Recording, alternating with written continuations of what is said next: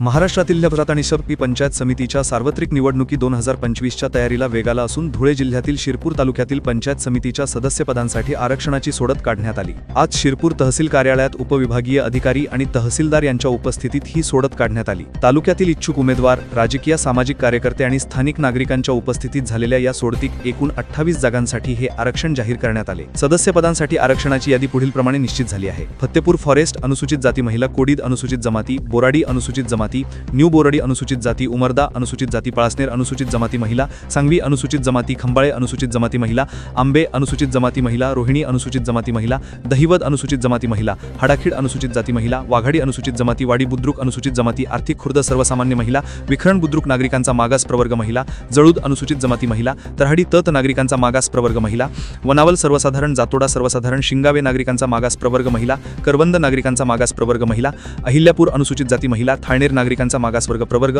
अचनाड नागरिकांचा मागास प्रवर्ग, हिसाळे अनुसूचित जमाती, होळ सर्वसाधारण, भाटपुरा नागरिकांचा मागास प्रवर्ग याप्रमाणे आरक्षण जाहीर करण्यात आले आहे। सदरचे आरक्षण जाहीर झाल्यानंतर अनेकांसाठी आनंद तर अनेकांसाठी हिरमोड झाला असून आरक्षण जाहीर झाल्यानंतर इच्छुकांनी निवडणूक तयारीला प्रारंभ केला आहे।